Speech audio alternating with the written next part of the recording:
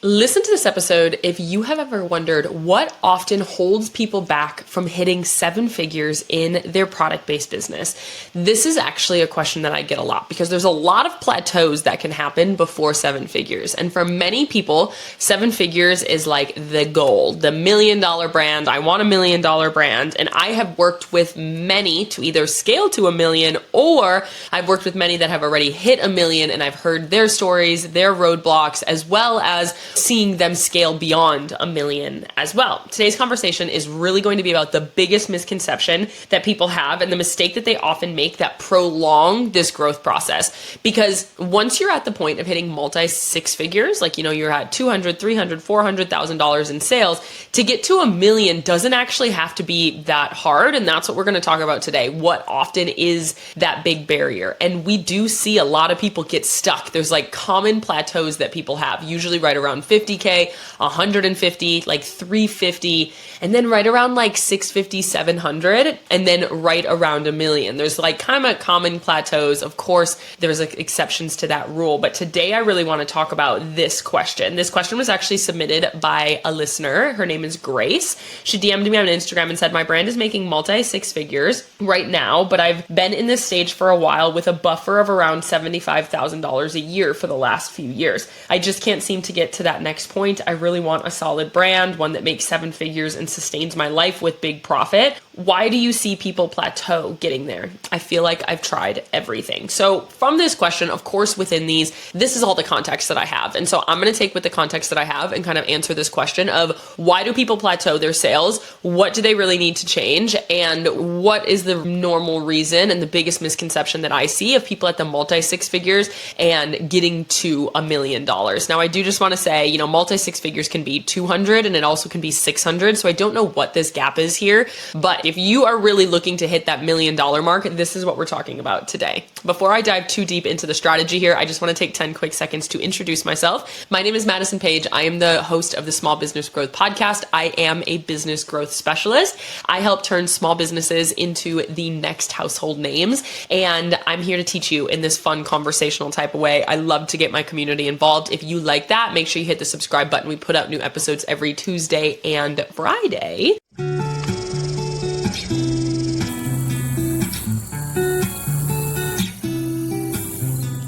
So, Grace, I don't know your business, but I do know businesses in general, and I've worked with plenty of businesses in this phase. The biggest mistake and misconception, and the reason that people plateau in trying to get to this like seven figure, just like big cash years, is that they think it takes more. Like you said, I feel like I've tried everything and nothing is working, is because oftentimes people get to the point of making six figures. They're making, $200,000, $300,000, $400,000, and then they start to say, okay, I need to get scrappy again and try more things in order to make more sales. They sit down and they say, okay, I want to double my sales, or I want to hit $1 million in sales. What do I need to do? Maybe I'll try email marketing. Maybe I'll try TikTok. Maybe I'll make vlogs. Maybe I'll do a blog post. Maybe I will expand into this product suite. Maybe I'll go do wholesale now. Maybe I'll go and do all of these other things. But that is actually the major issue here, is that they are saying that it takes more in order to get to that. It doesn't actually take more. It takes identifying what got you to where you are and pulling the proper levers in order to get there. It doesn't take trying everything. You've already done that usually in order to get to the point that you're at. I like to say, and I had somebody on my podcast, Ashley Bennington, that talked about this as well, is that business is oftentimes kind of like an inverted triangle of the things that you're doing. In the beginning, you're doing a whole bunch of things. You're trying a whole bunch of stuff. You're getting kind of gritty with it. And then you go down and you basically remove things from your plate because you see, okay, this isn't working, this isn't working, this isn't working. And that's when you get to like $200,000-$300,000. Now that you're at that point, you have proof of concept. You know exactly what you needed to do in order to get to this point. You know what makes people buy. You know when you make sales. You know how that's happening. Like, you have sales coming in every single day, usually in your business at that point. And so instead of you trying to add more to your plate, messing up that inverted triangle, we actually should be removing things from your plate and just identifying identifying the major levers that make the biggest difference for you. So in this phase, it actually takes refinement and doubling down on what's working. So what I say is we do like a big triage of your business. I recommend looking at your business, looking at your data, looking at your actions and saying, okay, what is helping me in these three major buckets? What is helping me in visibility? What is helping me in community? And what is helping me in sales?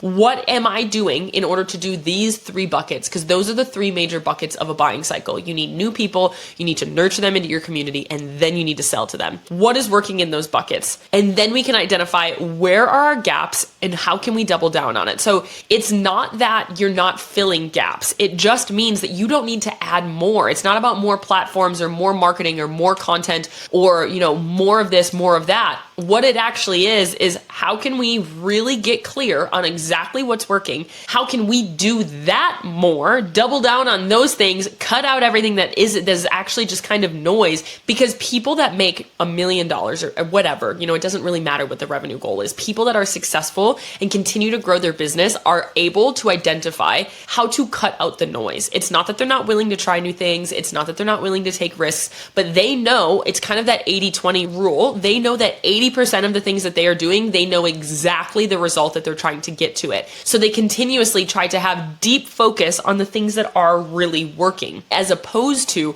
trying to add all of this complexity to the plate, which then means that you're doing everything else that you've been doing really well to get you to where you are less effectively. Because if you're adding all of these platforms and you're adding all of these other actions, you're just adding things to your plate as opposed to actually adding things to hopefully basically streamline this whole process and just really refine how people are actually buying from you. So it's actually more about perfecting, mastering, and streamlining the processes you've already seen working for you as opposed to trying to add new processes to it. When you are going from multi-six figures, like you already have new people coming in, nurturing into your community and selling basically. So then what you need to do is it's like that leaky bucket theory is we know what's working. What we have to do is we look at your business as a leaky bucket. And I say, okay, we know where the water is coming from to pour people in. We know how the water is moving through. And then we know how the water is being held in the bucket. But there's like these little spouts of water coming out. And we have to identify how can we pour more water?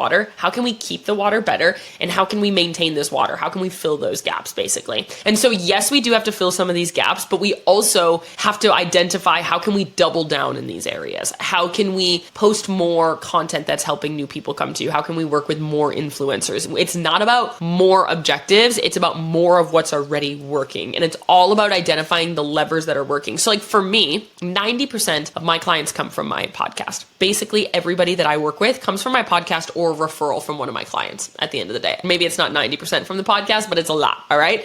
New people that find me, if it's not a referral, it's from the podcast. They basically come to my podcast. I know that they binge a whole bunch of podcast episodes. Then they come over to my Instagram, make sure I'm legit, and then they apply. I know that that's the buying process of how people buy my services. It wouldn't make sense for me if I am trying to scale to all of a sudden be going and trying to start over and expand over into a blog or like an email list or trying to do more SEO for my website. Like that is not what's working right now. And that's a totally different sales funnel. So it doesn't even make sense. What it would make more sense for me to do is to try to get on more people's podcasts so I could get more people to come back to my podcast. It would make more sense for me to build a stronger community and get more people from my podcast over into my community and over to my Instagram. It would make sense for me to optimize the eyes that do come to my Instagram. And how does that really work? Because basically, instead of me adding more sales channels, that's going to add all of these objectives onto my plate, I would be better off looking at the sales channels that are working,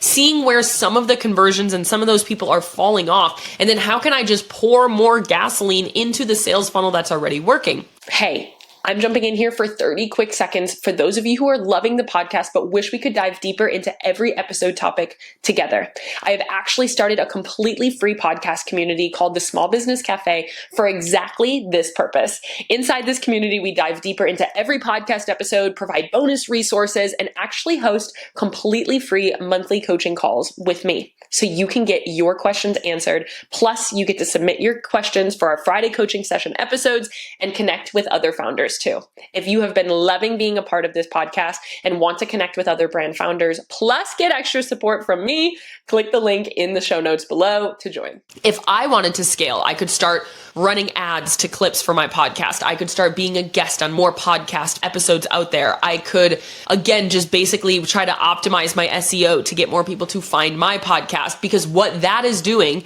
is after I fine tune my process of how people find me, how people get nurtured, and how people come and they inquire with me working in my business, now all I have to do is pour more people into my funnel, and I know that it's going to work, and I know it's going to have more optimization here. So there's an element of not needing more platforms and more complexities to my business. I just need to basically use the system that I know and basically push more people through the optimized system that I already know is converting really well. When you have to start adding complexities, and of course this looks different for every brand, because $1 million when somebody is selling luxury jewelry that costs $20,000 a piece, or $1 million of somebody selling candles at $40 a piece, those two amounts of sales are very different. So basically, when it's time to add complexities is basically when you have optimized and maximized the sales channel that you have. So I have some clients that have like $350,000 a year on Etsy, and they've been stuck at that number for like 3 or 4 years, and they've tried everything on Etsy to try to make more sales. At that point, they have probably maximized that sales channel to the best of their ability. They've done ads, they've tried to get more people there, they've expanded their listings, and that's kind of just where their business settled. That's fine. But then what we have to do is we have to say, okay, you have optimized and maximized that sales channel. It's time to change distribution. So something that we see a lot is people in the CPG space, the consumer packaged goods. So food, supplements, things like that. What people do is they first go direct to consumer, and then when they feel like they've kind of maximized the community that they've been able to build and sell direct to consumer, they have this really good brand awareness. But only so many people are going to buy beverages direct to consumer. More people buy in a grocery store. And so then what they do is they say, okay, I got to this point, we're kind of plateaued at this point. In order for me to scale, the complexity that I need to add is going to be distribution. Now let's go figure out how to get distributed into all of these wholesale markets. But you have to first kind of get to this point where you feel like you've maximized it, you've optimized it, you know that you're like really, really optimized. You are like a well-oiled machine at this one point, and then we add complexity. You right now might be like, yeah, I'm a well-oiled machine. Maddie, my thing is working just fine. Like, it's time for complexity. If you are not usually at $1 million in sales, and again, Grace, I don't know your business, but this is in general, you have not actually maximized it. As long as your community is big enough that we can get to this point, meaning there's enough opportunity and like there's enough people out there that would want your product that we can hit this point, then we can still do that. And so, Grace, to kind of answer your question, again, you say you've been stuck in this, you've kind of been up and down $75,000 a year for the last few years, you're kind of plateaued. The point that really raised this red flag in my head is you said, I feel like I've tried everything. Trying everything, oftentimes meaning you are doing a whole bunch of new and more things. What I would actually want you to do, if you were a client of mine, I would have you sit down, let's look at your data from point A to point Z of somebody finding you. Let's look at your data from the entire buying process and the key performance indicators of each of the stages of the buying process. And I want to see where your conversion rate is below benchmark is what I would want to see. Where is this not working? And then I want to see, okay, where are the sales coming from where it is working really, really well? And so then I can find, okay, what levers can we consistently pull? Where do we need to optimize? And then where can we add more fuel to the fire? Where can we double down on what those things are working? Because we have to know what's working, double down on the things that's working, but also make what's not working more effective within that current process. Where are your numbers a little bit lower than where they need to be? And that is how I would get you to $1 million in sales, is I would first analyze all of your data. I would look at what's working, what's not working, and then create a plan of what we're going to eliminate and what we're going to optimize and what we're doubling down on in order to then create more fuel to the fire. This is my ASOE model. This is what I do for all of my scaling business owners. It's analyze, sustain, optimize, expand. First, we analyze. We do deeply rooted analytical data support. Then we sustain. So then I say, let's get this out of there. Let's get that out of there. None of this makes sense. We've already analyzed. We've looked at your data, what's working, what's not working. We cut things out. We simplify. We get the fluff out that isn't actually working. The more that you're doing, that just isn't actually producing anything for you. Because you would be so surprised how many people are doing things that's literally producing zero results for them. It doesn't make sense for you to do that. It doesn't make sense for you to put money into that if you've been trying it for a while. Then we optimize. We say, okay, what was working? How can we optimize those things to make them better, to work better with the eyes that you have? And then how can we expand? And then how do we add fuel to the fire? So we first say, let's look it all over. Let's cut the fluff. Then let's optimize and make sure everything is running again like a well-oiled machine, like that next stage of things. And then let's add this fuel to the fire. Let's get more visibility. Let's add whatever that might be to your brand. There's different expansion and, fuel to the fire for every business based on where you're at. Some people need visibility. Some people need to nurture the community they have. Some people need to do better with building a community to actually get return customers. It really depends on what you're looking at. And again, this is a nuanced topic. To be able to say, hey, how do people get to $1 million?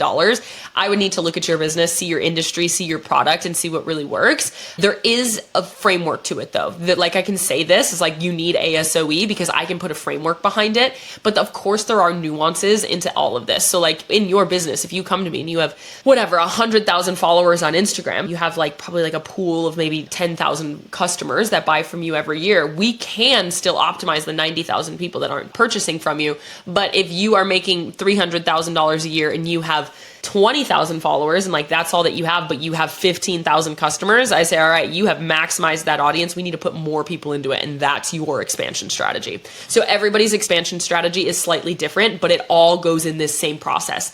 And this is a different process than what it takes to get you to this multi six figures. So, when I talk about this is why I have two different programs. This is why I have PTP, product to profit, which helps you get to this consistent sales, multi six figures in your business, is because it teaches you exactly what you need to do to get to there, because that is very different than, okay, now we're here. Now we have proof of concept. PTP gets you proof of concept. Now that we have proof of concept, you need to do these objectives. Now we need to analyze, sustain, optimize, and expand and move forward. And I use that for all of my clients, even my clients that are making $1 million a year, $5 million a year, whatever. I'm still doing this process because once you have this, that is what we have to do. Okay, what's working? What's not? Let's cut the fluff. Let's optimize what's working. And then let's add fuel to the fire. And that's exactly how you scale your business over and over and over again. You're consistently going through that process.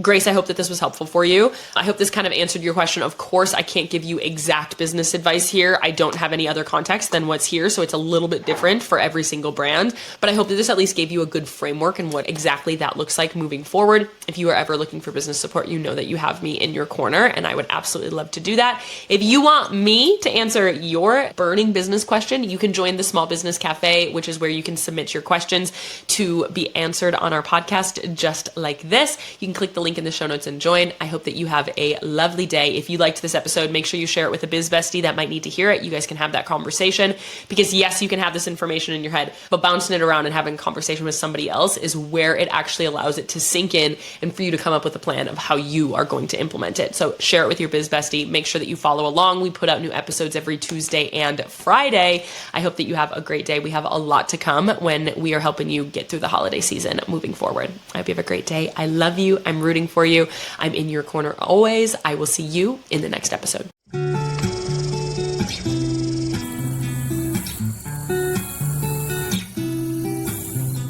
If you found today's episode helpful and are looking for more tangible ways to grow your business, make sure you are subscribed to the show. If you want to dive deeper into this topic more, click the link in the show notes and join our completely free podcast community, where we dive into every single podcast topic, as well as give some bonus support and free coaching calls. And finally, if you are interested in getting my eyes on your business to find your hidden opportunities to scale, apply to work with me one-on-one in the show notes or on our website. Remember, it's not enough to listen. Don't forget to implement too. I love ya. I'll see you in the next episode.